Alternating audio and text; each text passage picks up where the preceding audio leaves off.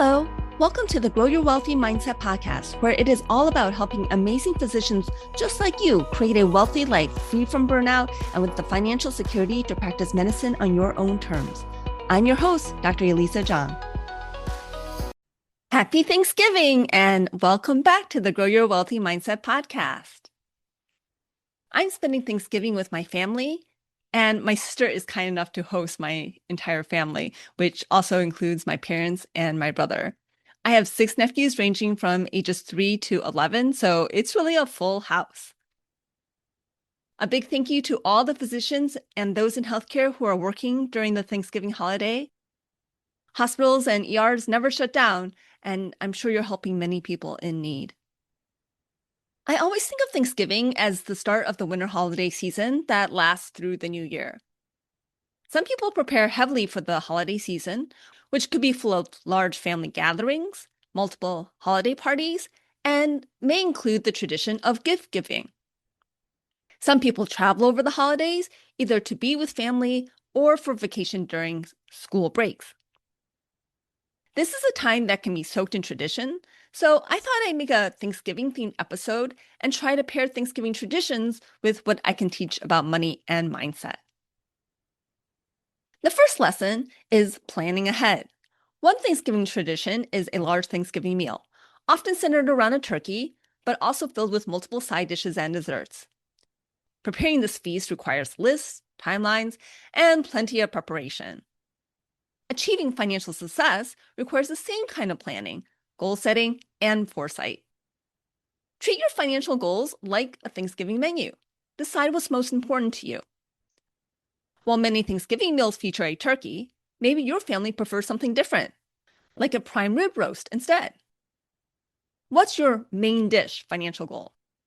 For many people, it's financial freedom or a comfortable retirement. This is generally the biggest goal in terms of the time it takes to achieve it. But that's not true for everyone. Maybe you have a shorter life expectancy and your top priority is making sure a child with a disability will be cared for after you're gone. Once you've decided on the centerpiece for your Thanksgiving dinner, you can think about the side dishes, things like stuffing, mashed potatoes, roasted vegetables, and dessert. Likewise, you'll have other financial goals to plan for. This may include paying for your children's college education, renovating your kitchen, saving cash for your next vehicle, or taking a luxury vacation. Some goals are more practical, while others are for enjoyment. While dessert isn't necessary, Thanksgiving dinner probably wouldn't feel complete without it. The same goes for your financial life. It's better when there's something fun to look forward to. With any goal, the next step is to break it down into smaller, actionable steps. If this is your first time cooking a whole turkey, those steps may include finding a recipe, buying the ingredients, and making sure you have the right equipment, like a roasting pan big enough for your turkey. When choosing your recipe, you'll also need to decide how you'll cook the turkey. Most are roasted, but some are deep fried. And you'll need a timeline for each step. If dinner is at 5 p.m., what time does the turkey need to go into the oven? You can break down your financial goals the same way. Just like choosing how to cook your turkey, you'll need to decide what investment strategy or strategies will help you reach your goal. Your strategy affects your timeline, and your timeline affects your strategy. If you want to retire by a certain age, how much do you need to invest each year to make that happen? A second lesson we can take from Thanksgiving is that of sharing and generosity. Traditional Thanksgiving meals often bring together extended family and friends. There may be multiple cooks or helpers in the kitchen, or guests may bring their favorite dish to share. Others pitch in by helping to clean up or washing the dishes. Thanksgiving naturally brings out the spirit of community and giving, everyone contributing in their own way. That same spirit of sharing and generosity can also extend to how we handle money. Financial generosity can bring joy, whether it's through charitable giving, thoughtful gifting, or helping family and friends. Some people give a percentage of their income to their church or religious organization. Others donate regularly to charities they care about. I've been a sustaining donor of NPR for many years, contributing automatically each month. And many people express generosity closer to home, with generous gifts, financial support, or simply lending a helping hand. If you choose to give, do so intentionally in ways that align with your values, not out of guilt or pressure. Remember, even small intentional acts of financial generosity can create big emotional rewards. I was recently watching the first episode of The Gilded Age, where Marion Brooke had her purse stolen and Peggy Scott helps her by buying a train ticket so that she can get to her aunt's house in New York City. One act of kindness led to another, and Marion insisted on bringing Peggy to her aunt's house when the Brooklyn ferries were closed due to the rain. The rain continued, so Peggy ended up staying the night. She offered to help Peggy's aunt with writing correspondences, which led to an offer of a job for Peggy. Of course, that's fiction, but it beautifully illustrates how generosity can ripple onward. One thoughtful act can lead to another, often leaving everyone a little richer, not only in money, but in connection and possibly joy. The third lesson from Thanksgiving is about setting limits and learning to stick to them. Thanksgiving dinner is often a celebration of abundance. And let's be honest, excess. There's usually far more food than anyone could or should eat in one setting. In my family, the table overflows with turkey, one or two types of stuffing, mashed potatoes. There's a sweet potato dish with mashed bananas and candy walnuts, which was a recipe I discovered a few years ago and it's become a family favorite. We have cranberry sauce. There are different vegetable sides. My nephews love the crescent rolls. And then, of course, there's dessert, which consists of multiple pies and maybe something else. With that much food, it's easy to overdo it. Most of us have learned, sometimes the hard way, when we need to stop eating to avoid that inevitable post-Thanksgiving tummy ache. The same principle applies to money. To avoid the discomfort of credit card debt, we have to learn when to stop spending. That doesn't mean we never overspend, just like sometimes we still overeat. But each experience teaches us where our limits are and helps us set better boundaries for next time. And just as we shouldn't shame ourselves for having an extra slice of pie, we shouldn't shame ourselves for an occasional spending slip. Shame doesn't help us learn, it keeps us stuck. Instead, notice what's happened, forgive yourself, and use it as an opportunity to understand your limits and practice self-control with compassion. Let's move on to lesson 4. Of course, Thanksgiving is all about gratitude and giving thanks. It's right in the name, Thanksgiving. My first Thanksgiving episode, released on November 23rd, 2022, focused on the practice of gratitude.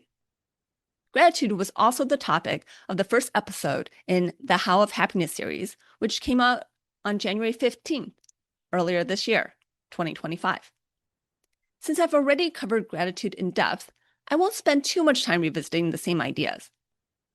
But I do want to suggest adding something new to your gratitude practice, a financial gratitude list. Take a moment to reflect on all the ways money flows into your life. This could be your paycheck, any side income from taking extra shifts, income from any rental properties you may have, distributions from ownership from any syndications or other businesses, any dividends, and even the interest that your bank account earns. As physicians, we often feel we've earned every dollar we make, and in many ways we have. We work hard as physicians and provide real value by helping people. Still, it can be powerful to pause and feel thankful for the opportunity to do meaningful work that also supports us financially. I still remember a comment from a cousin of mine who remarked that his work only makes rich people richer, which he felt must be less gratifying than the work of physicians. When you think about other income streams where your money is working for you, this is even more reason to be thankful. You may think that you don't have a lot of money working for you, but if you've got money in a savings account, hopefully a high yield savings account that pays interest, then you are earning some interest on your money. I'm grateful that we have a good banking system with FDIC insurance that keeps our deposits relatively safe. Federal deposit insurance became effective on January 1st, 1934. When you think about it, that was less than 100 years ago. Before then, banks would pay interest on deposits, but you could be at real risk of losing your deposit. During a Berkshire Hathaway annual shareholder meeting, Buffett expressed that if the FDIC had been around during the Great Depression, quote, "It would have been a somewhat different world, I'm sure, if the bank failures hadn't just rolled across the country," end quote. It's easy to take these financial systems for granted, but they give us incredible convenience and safety. Many of us rarely carry large amounts of cash anymore, and credit cards not only simplify transactions, but also offer rewards in the form of cashback or points, which can be used for things like travel. There are often other benefits like extended warranties and even travel insurance. We can buy things overseas, withdraw money from ATMs in other countries, and manage finances securely just with our phones. When you really get in the spirit of gratitude, there's so much to be thankful for, from the obvious to the often overlooked. The fifth and final lesson from Thanksgiving is about balancing preparation and work with being present in the moment. Thanksgiving can bring in a lot of extra tasks: cleaning before guests arrive, cooking dishes, picking up pies, or traveling long distances to see family. It's easy to get caught up in the busyness and forget to enjoy the holiday itself. Life is about finding balance between work and rest, productivity and joy. The same is true with money. Spending intentionally is all about balancing needs, wants, and meaningful experiences. While saving for the future is important, so is allowing yourself to enjoy today. As we wrap up, I hope these lessons from Thanksgiving remind you that money, much like the holiday itself, is best approached with intention, gratitude, and balance. We talked about the importance of planning ahead, knowing what you want to create, and taking the steps to make it happen. We explored sharing and generosity, recognizing how giving, in big and small ways, enriches not only others, but also ourselves. We reflected on boundaries, knowing when enough is enough, whether it's at the dinner table or in our spending. And of course, we celebrated gratitude for the work we do, the resources we have, and the systems that support our financial lives. Finally, we remember the value of balance, preparing for the future while also savoring the present moment. As you head into this Thanksgiving season, I hope you take the time to appreciate the abundance in your life, not just financial, but emotional and relational too. Enjoy the people you're with, the food you share, and the memories you create. From my family to yours, I wish you a joyful and gratitude-filled Thanksgiving. Thank you so much for being a listener of the Grow Your Wealthy Mindset podcast. If you enjoyed this episode, I would love it if you could share it with your friends and colleagues.